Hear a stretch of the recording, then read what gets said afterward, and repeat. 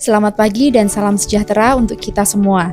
Perkenalkan, saya Irza Hurunin, dosen pada program studi Hubungan Internasional FISIP Universitas Brawijaya, sekaligus mahasiswa program doktoral Ilmu Politik di Universitas Indonesia. Dalam kesempatan ini, saya akan membawakan satu sesi pembelajaran sebagai bagian dari proses sertifikasi dosen, khususnya dalam rangka menunjukkan kompetensi pedagogik saya. Kegiatan ini merupakan bagian dari upaya bersama untuk meningkatkan kualitas pendidikan tinggi di Indonesia melalui pelaksanaan Tridharma perguruan tinggi yang berkesinambungan. Sebagai seorang dosen, saya memiliki tanggung jawab untuk melaksanakan Tridharma perguruan tinggi, di antaranya adalah bidang pengajaran.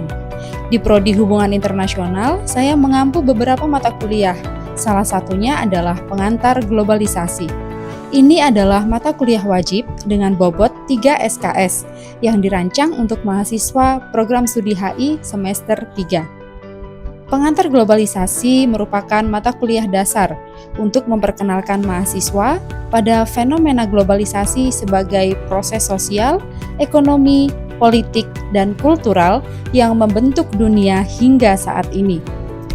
Melalui mata kuliah ini, mahasiswa diajak untuk memahami bagaimana arus ide, barang, manusia, dan informasi melintas batas negara, serta bagaimana proses tersebut memengaruhi dinamika hubungan internasional, negara-negara, dan masyarakat global. Secara singkat, melalui mata kuliah ini, mahasiswa diharapkan mampu memahami konsep, sejarah, dan perspektif globalisasi, serta menganalisis isu-isu global kontemporer dari berbagai dimensi, baik itu politik, ekonomi, dan budaya.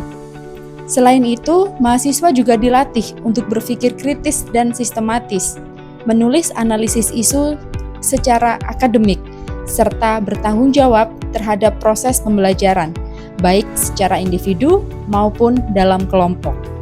Materi pembelajaran dalam mata kuliah pengantar globalisasi disusun secara bertahap, mulai dari konsep dasar dan sejarah globalisasi, berbagai perspektif pemikiran seperti globalis, anti-globalis, hingga pendekatan kritis dan transformasional.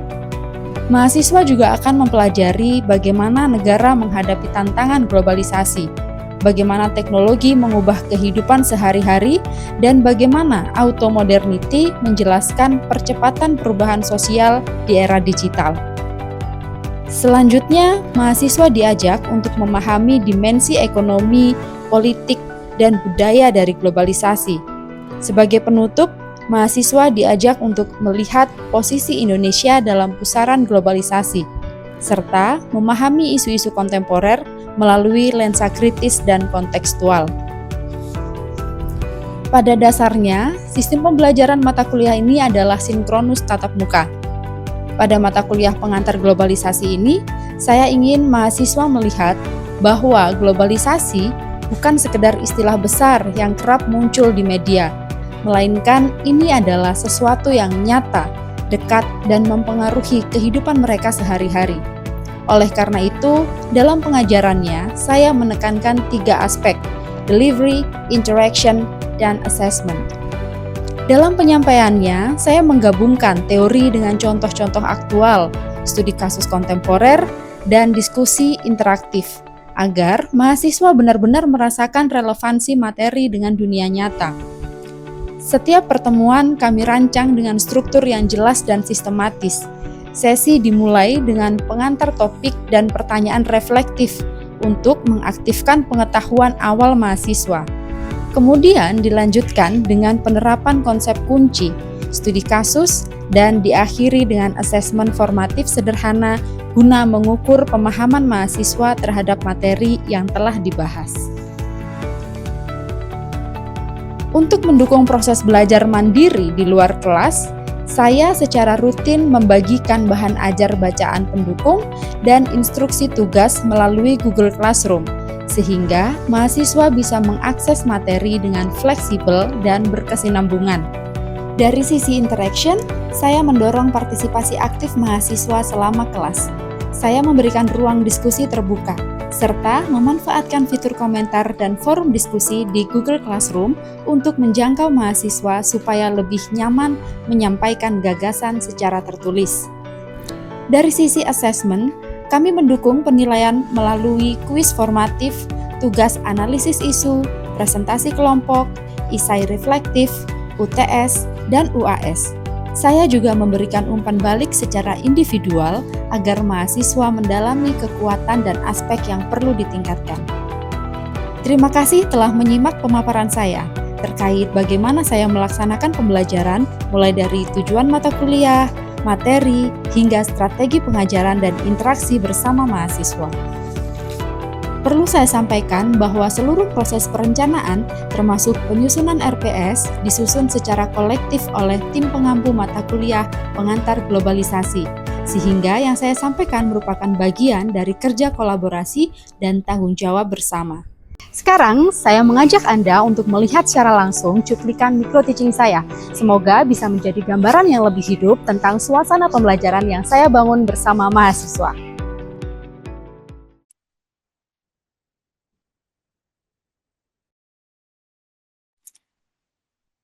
Baik, terima kasih. Selamat sore teman-teman semuanya. Assalamualaikum warahmatullahi wabarakatuh. Gimana kabarnya kalian pada sore hari ini? Baik ya, aman ya, kita lanjut ya. Terima kasih atas kehadirannya teman-teman di hari ini kita bertemu lagi dengan saya, ini di kelas pengantar globalisasi. Gitu, dan hari ini kita masuk ke minggu ketujuh gitu ya teman-teman ya. Minggu ketujuh tentang globalisasi ekonomi. Nah, sebelumnya saya akan share screen dulu. Kita akan belajar apa aja sih gitu di kelas ini. Nah, di minggu ketujuh kita belajar tentang neoliberalisme, pasar bebas, dan kritiknya. Itu yang akan kita pelajari pada hari ini. Nah, sebelum kita masuk ke materi, saya ingin menjelaskan singkat. Sebenarnya ini juga sudah ada di RPS ya, teman-teman ya. Apa sih sebenarnya yang kita harapkan? Yang kami harapkan itu adalah mahasiswa mampu memahami globalisasi ekonomi yang meliputi pemahaman tentang neoliberalisme, pasar bebas, dan kritiknya.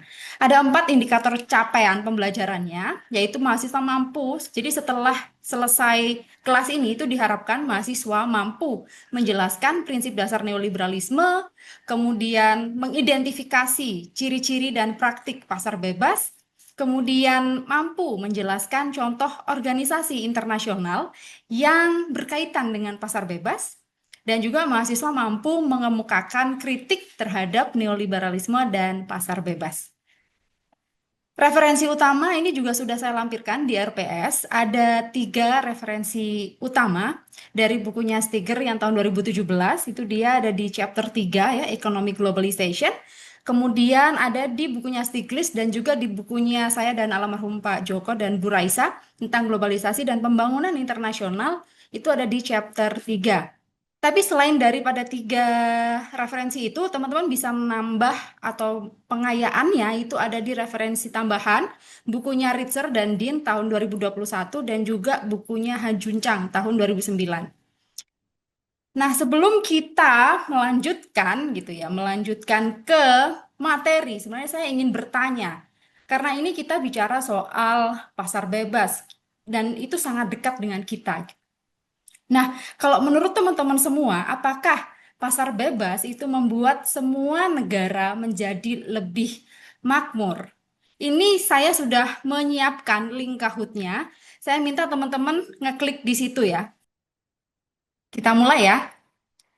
Ini satu pertanyaan reflektif aja. Kalau menurut teman-teman, apakah pasar bebas itu membuat negara-negara menjadi lebih makmur? Ini dia. Oke, kita jajak pendapat dulu.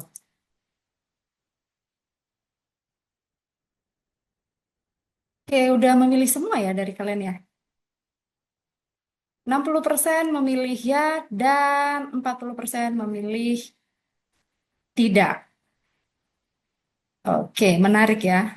Ternyata teman-teman lebih optimis gitu dengan pasar bebas. Dan yang 40% kurang optimis atau tidak optimis. Oke, thank you. Eh, itu nanti akan kita bahas lebih lanjut Dan saya juga sebenarnya tertarik ya, kenapa teman-teman menjawab iya dan kenapa teman-teman menjawab tidak. Mungkin ada satu orang yang mau mewakili. Zakia mungkin? Tadi jawabannya Zakia apa? Zakia belum open mic? Oke. Tadi belum sempat ngejawab, tapi menurut saya, pandangan saya tuh nggak secara ini sih, nggak bikin semua negara itu makmur. Oke, nggak serta-merta langsung bikin semua negara makmur gitu ya. Oke, thank you Zaki. Alasannya apa kira-kira nih Zaki ya? Eh, karena mungkin pasar bebas tuh lebih kayak apa ya, lebih bisa dinikmati oleh negara-negara yang udah maju daripada negara yang berkembang gitu. Oke, luar biasa jawabannya. Thank you. Kita lanjut ke materi ya. Tadi ya, menarik jawaban dari Mbak Zakia. Itu nanti juga akan masuk ke dalam materi kita gitu ya. Nah, kita masuk ke materi yang pertama.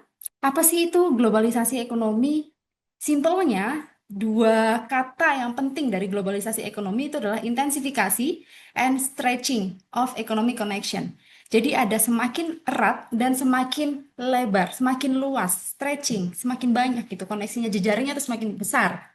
Itu inti daripada globalisasi ekonomi. Jadi poinnya itu di intensifikasi dan perluasan koneksi ekonomi.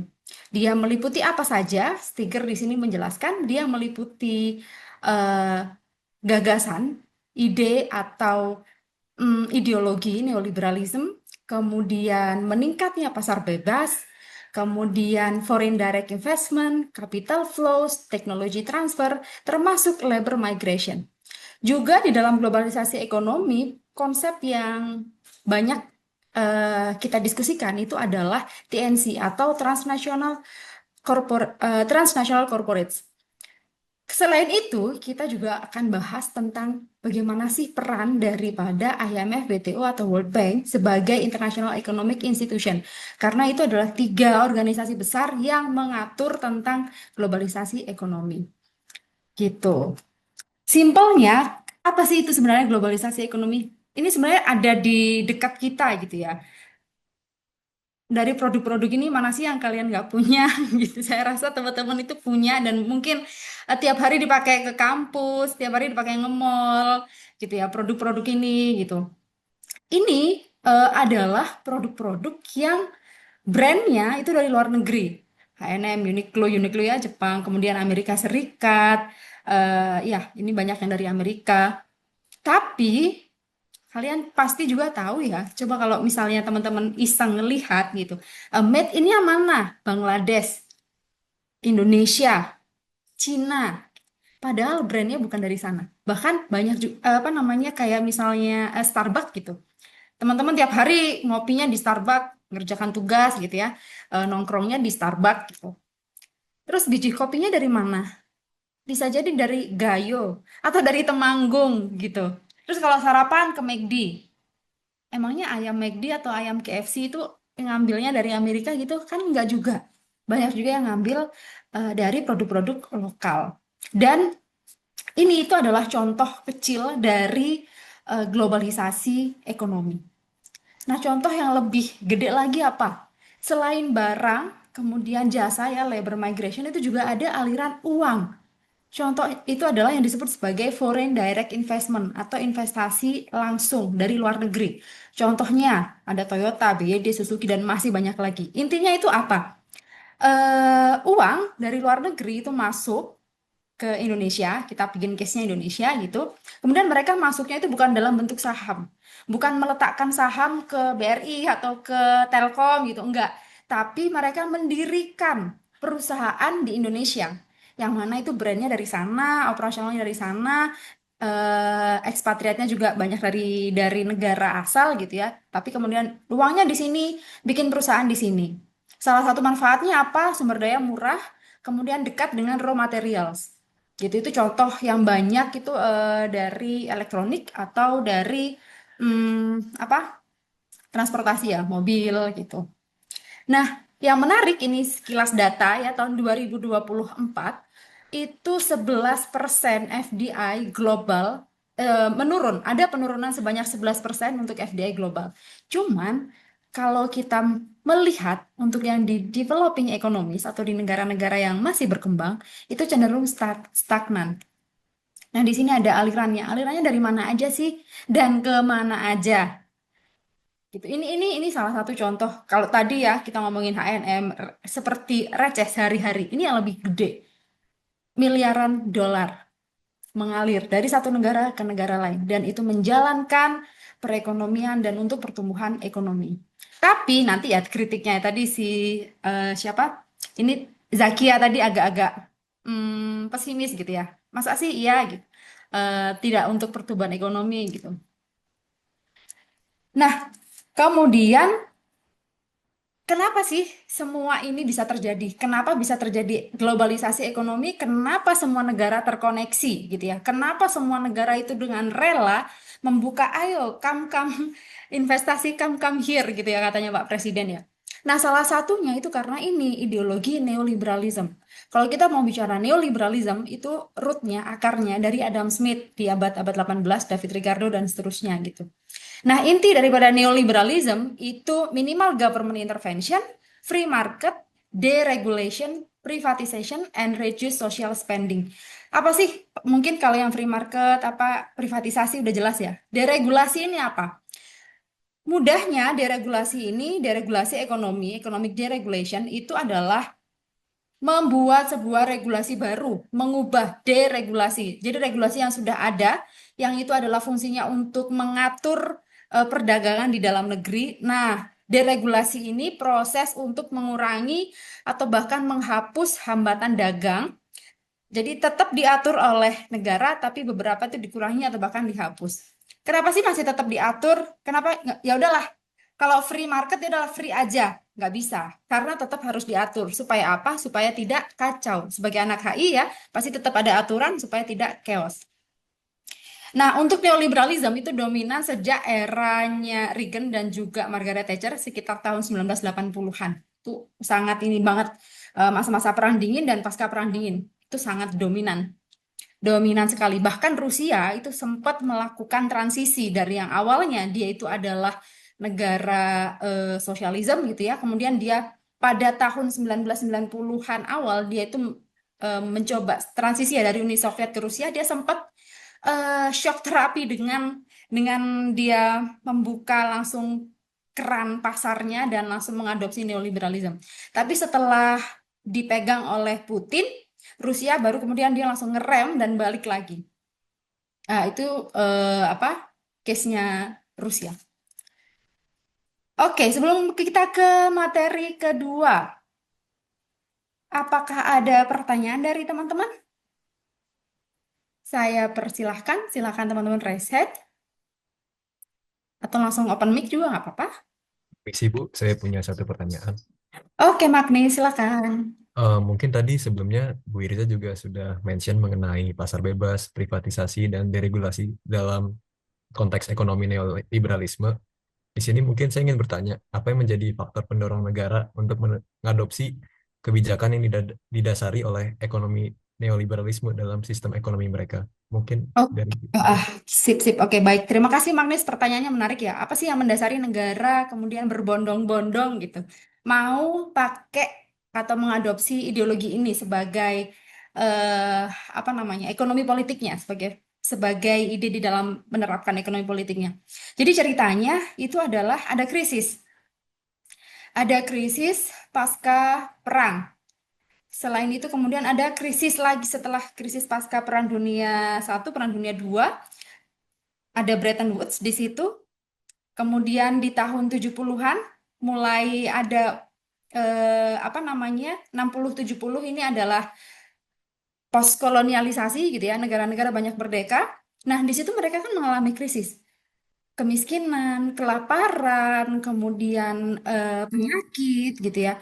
Itu yang membuat banyak negara itu dalam tanda kutip kalau kita pakai analogi kedokteran, wah mereka kolaps, mereka sakit gitu. Sakitnya parah nih. Sampai kalau di masanya Indonesia, tapi kalau Indonesia sebelum sebelum 70 ya, masih 60-an itu sangat miskin sekali. Bahkan beli sepatu nggak bisa. warga negara ya, masyarakat itu beli sepatu itu banyak yang nggak mampu. Makanya kalau kakek nenek kita, mungkin kakek nenek teman-teman, seperti kakek nenek saya gitu, kalau dulu cerita loh nggak bisa kita tuh beli sepatu. Jangankan beli sepatu, beli makan aja sulit. Makan aja masih pakai nasi nasi karak ya, nasi yang sudah kemarin kemudian dimasak lagi gitu. Itu contoh bagaimana krisis pada saat itu. Nah, jadi di situ ada orang sakit gitu ya. Kemudian datanglah resep. Ini nih resepnya. Jadi waktu itu Bretton Woods begini begini begini. Jadi resepnya itu adalah pakai neolib. Resepnya itu adalah free market. Jadi kira-kira gitu. Ketika ada orang sakit, datang resep. Nah itu yang bikin negara kemudian iya ya, daripada kita nggak kemana-kemana, kita ke sana ke sini dan tetap seperti ini, kita ambil aja resep itu. Siapa yang bikin itu? Itu adalah janji dari IMF dan World Bank. Itu dua organisasi besar pada tahun 90-an ya yang banyak mengubah pola perdagangan dunia sekarang yang kita rasakan sampai sekarang. Jadi itu apa yang bikin negara kemudian mengadopsi itu? Ya salah satunya adalah krisis. Krisis itu bikin orang ini kayak hopeless, kemudian ada janji-janji yang datang, janji pasar bebas, jadi pertumbuhan ekonomi dan seterusnya dan seterusnya. Wah, itulah yang dilakukan oleh banyak negara. Gitu. Oke, thank you Magnis. Gitu ya teman-teman ya. Kita next ke materi yang kedua. Apa sih itu pasar bebas dan kritiknya? Case-nya yang menarik itu adalah Cina ya. Cina itu Cina Rusia ya. Salah satunya Cina itu menjadi case yang menarik. Apalagi sekarang. Apalagi sekarang. Di Indonesia proyek kereta cepat. Kenapa pilih Cina? Kenapa bukan Jepang? Waktu itu ya kereta cepat Jakarta-Bandung itu kan Jepang udah hampir teket kontrak. Tapi kemudian nggak jadi dan yang apa proyeknya akhirnya dipegang oleh Cina. Pertanyaannya kenapa Cina? Oh harganya murah. Masa iya sih? Masa sih? Nah itu apa? Teman-teman perlu mencari tahu lebih, lanjut lagi, menggali lagi. China did not follow the Western prescription. Nah ini yang dibilang oleh Stiglitz ya di bukunya yang tahun 2018. Yet attracted the largest amount of foreign investment. Jadi kalau dibilang FDI itu harus liberalisasi, oh China tidak melakukan itu. Dan dia malah kalau bisa dibilang dia justru cenderung menunjukkan keberhasilan. Cina itu adalah negara yang memiliki eh, pohon apa namanya hutan kapas terbesar di dunia dan ada di berbagai negara termasuk di Indonesia. Jadi nggak heran kalau Cina bisa bikin tekstil itu dengan harga sangat murah karena mulai dari raw material dia udah punya sampai ke industri yang jadi itu Cina bisa provide itu. Bahkan Sritek sampai gulung tikar ya. Sritek itu adalah satu perusahaan bisa disebut terbesar tekstil di Indonesia. Dia juga yang ngerjakan kalau nggak salah Zara atau Uniqlo. Itu dikerjakan sama Sritek. Di-provide oleh mereka. Itu bangkrut gitu loh. Kenapa? Karena nggak bisa bersaing. Kalah harga, kalah jumlah produksi. Di Cina, perang negara tetap kuat, disebut juga dengan state-led capitalism. Salah satu contohnya, itu banyak perusahaan besar di Cina adalah state-owned enterprise atau BUMN. Kalau kita comparing dengan Indonesia, sayang sekali ya. Pertamina itu adalah perusahaan monopoli yang ada di Indonesia, tapi tetap rugi. Kemudian apa? Garuda Indonesia rugi. Jadi kayak, loh kok bisa sih ini BUMN kok banyak merugi ini? Ini sebuah pertanyaan besar sebenarnya. Nah di Cina ya peran negaranya kuat, kemudian banyak perusahaan-perusahaan besar itu adalah sifatnya BUMN, jadi diatur oleh negara, di bawah kontrol negara. Dan itu kalau kita bandingkan dengan neoliberalisme itu bertolak belakang dengan prinsip privatisasi, deregulasi, penghapusan proteksi industri itu apa bertolak belakang dengan itu. Komparasinya Cina tahun 90-an sampai sekarang gitu. Kita bisa lihat bagaimana Cina ini berdagang gitu ya. Kemudian Indonesia pasca 98, kenapa pasca 98? Karena sebelum itu ketika di era Pak Harto itu Indonesia ini masih peran negaranya masih sangat kuat. Kemudian Rusia yang tadi saya sampaikan ya teman-teman ya. Rusia di tahun 90-an ketika ada pergeseran dari yang tadinya berbentuk Uni Soviet kemudian pecah-pecah jadi Rusia. Rusia secara khusus dia sempat hampir berarti 8 tahunan lah ya, 7 atau 8 tahun sebelum dipegang Putin itu mencelupkan dirinya ke neoliberalisme. Tapi kacau. Kemudian ditarik oleh Putin meskipun sampai sekarang dia masih belum bisa menjadi salah satu negara dengan kekuatan ekonomi yang besar, tapi Rusia membuktikan bahwa dia mampu untuk ya secara ke pertahanan dan keamanan mereka menunjukkan taringnya. Nah, di situ teman-teman ada pertanyaan lagi?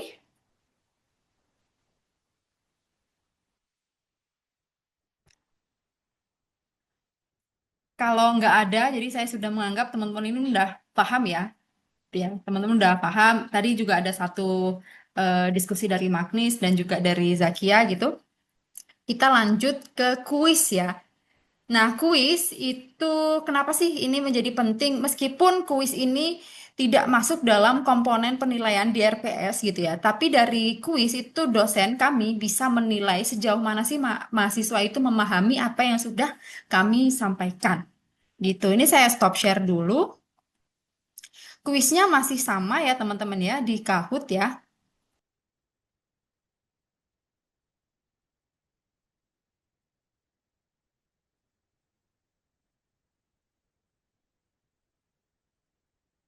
Oke.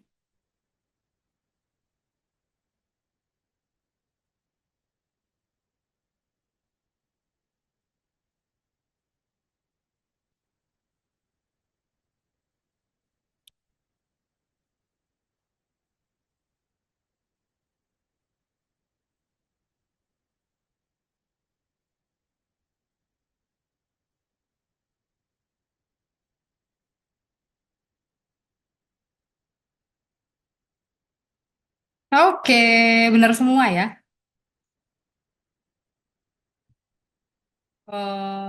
Christina ini yang juara satu. Sementara menempati posisi pertama.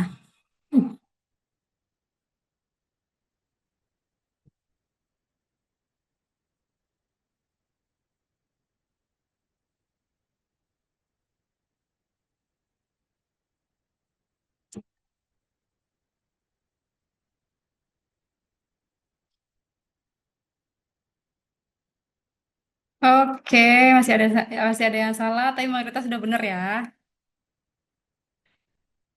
Magnis yang nomor satu.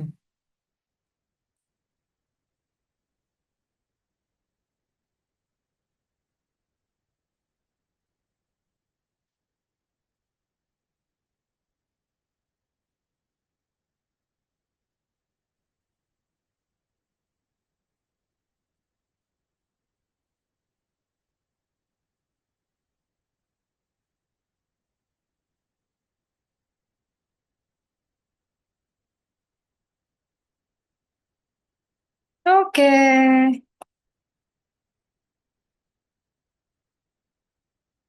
oke masih Magnis. Nah, oke itu dia teman-teman. 5 soal kuis ya. Ternyata dari teman-teman mayoritas udah benar menjawabnya. Ada 1-2 yang masih salah di dalam beberapa soal gitu.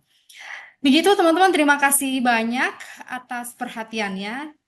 Eh, Semoga materi pada hari ini itu bermanfaat untuk kalian gitu ya. Next kita sambung ke minggu ke-8. Minggu ke-8 itu adalah UTS. Jadi habis itu kita lanjut ke minggu ke-9. Teman-teman persiapkan minggu ke-9 dan seterusnya sudah mulai ada presentasi dari teman-teman mahasiswa.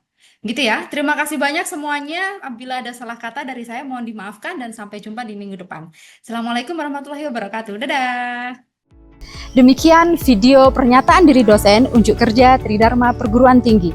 Semoga menjadi gambaran bagaimana saya melaksanakan tugas di bidang pengajaran. Terima kasih atas perhatian dan kesempatan yang diberikan.